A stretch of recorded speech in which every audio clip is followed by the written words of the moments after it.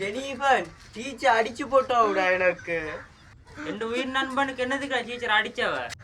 Jennifer நான் காலையில் ஸ்கூலுக்கு போயிருந்தேன். அப்போ ஒருத்தி என்ன பார்த்து குட் மார்னிங்னா, அதுக்கு நானும் குட் மார்னிங்னு சொன்னேன். திரும்பவும் 2வது தடவை என்ன பார்த்து குட் மார்னிங்னா, அதுக்கு திரும்பவும் நானும் குட் மார்னிங் என்றேன்.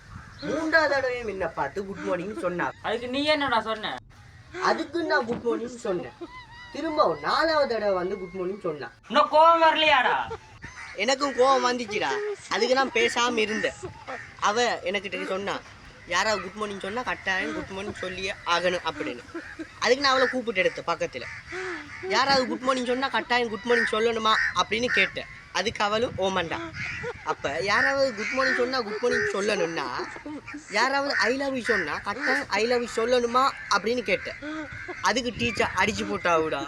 நீ அவள்கிட்ட சொன்ன டீச்சரை உனக்கு அடிக்கணும், எனக்கு குழப்பமா இருக்கு. நான் சொன்னதே டீச்சருக்கு தான்டா. டீச்சருக்கு நீ சொன்ன, இப்ப டீச்சர் உனக்கு அடிச்சதுல தப்பே இல்லை.